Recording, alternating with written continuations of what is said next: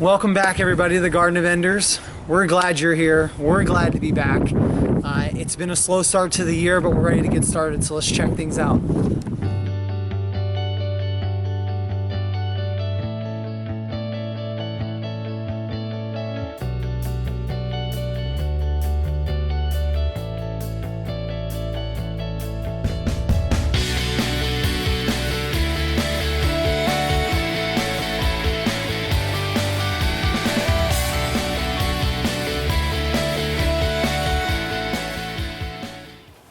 Hey guys, we're back.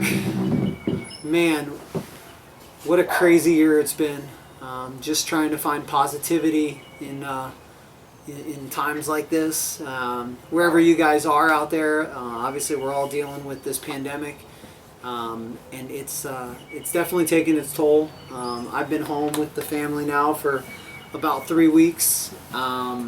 It's great. You get a chance to kind of get back to your roots and kind of get back to some of the things that you forgot that you love to do. And then, of course, you get to spend a lot of quality time with the family. So through all this doom and gloom, there are positives to it. I hate that it comes in the way that it is, but you always got to look for the positive. And that's kind of what we've gotten out of it, is being able to spend some time with each other. We're a little bit behind. Some of you know we had a new addition to, actually all of you know, we announced earlier last year, or late last year, that we had a new addition coming to the family, and he has arrived. And so this year has been rough. What a time to have a baby, a pandemic baby. But we had him, and everything was good, and he's doing well, and Mama's doing well, and they Mason as well. Yes, and so we had a little bit of a slow start. We're a little behind on our seeds. We're a little bit behind on getting some of the stuff outside for the cooler weather crops, and and that's okay. So if you're watching this and you haven't had a chance to start your garden yet, no matter what zone you're in, it's never too late.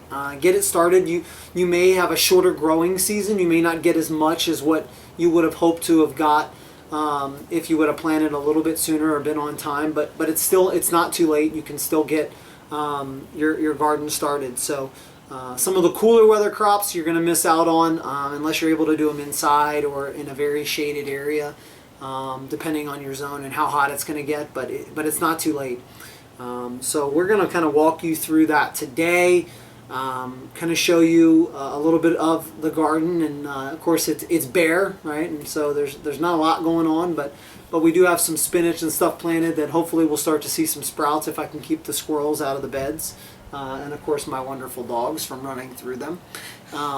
But we've got a lot of exciting things. The fruit trees are in bloom. Some of the apple trees are coming out of hibernation. So we're pretty excited. We think it's going to be a good year, and this is the best time of ever if you have an opportunity to be able to grow food for yourself and your family, now more than ever.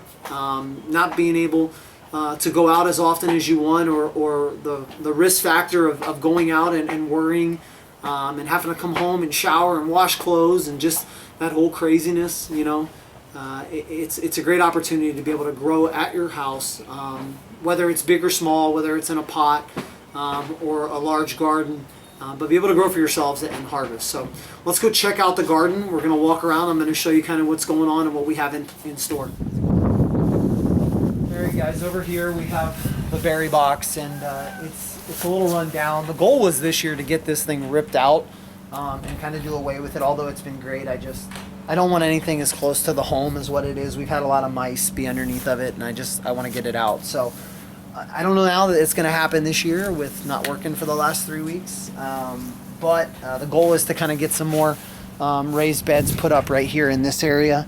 And of course create a little bit of a berry patch here, of which we'll do some bird netting and things to keep it protected from all the bugs, and if you have Japanese beetles or birds that love to peck your berries.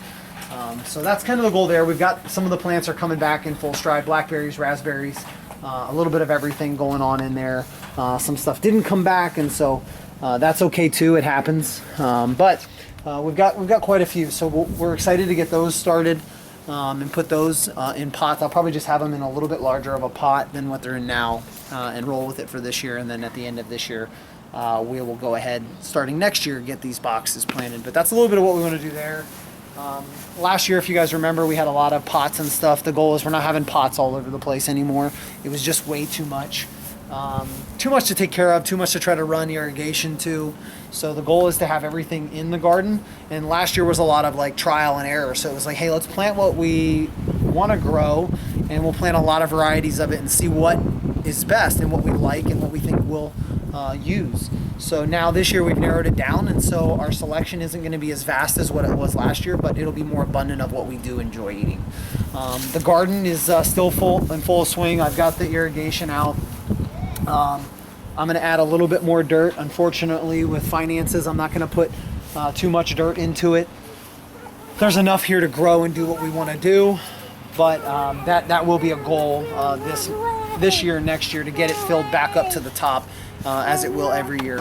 And hopefully, once we get fully up and going, we'll have enough compost going throughout a season to help offset the cost of buying, because this is all compost. It's not topsoil or anything. It's straight compost. So a little bit going on there, not a lot. We had some things come back, a little bit of parsley, a little bit of thyme and oregano. Of course, those things will come back year after year. Over here, we've got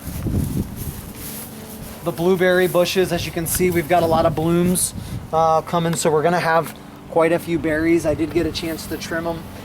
All of them are in bloom right now, which is really nice. There's a couple that are still dormant. Those are a little bit later season, and so we'll have some throughout the whole entire growing season, hopefully. But I've got these 4 here, and I've got one planted over here, and you can kind of see that's kind of where we left off last year. Here in the next week or so, maybe even in the next couple days, and I may film the video, I'm going to go ahead and get this cut out, and I'm going to try to get these other 3 bushes put in the ground, and then get them mulched, and that way that's over and done with, because that is our goal, to have all of those in the ground. And then of course we'll get some netting as well, just like I told you we would for the raspberries and blackberries, to keep the birds from eating. There's nothing worse than seeing a bunch of berries on your bushes and you come out to get them and they're gone. So that's kind of what's in store here. We've got over here,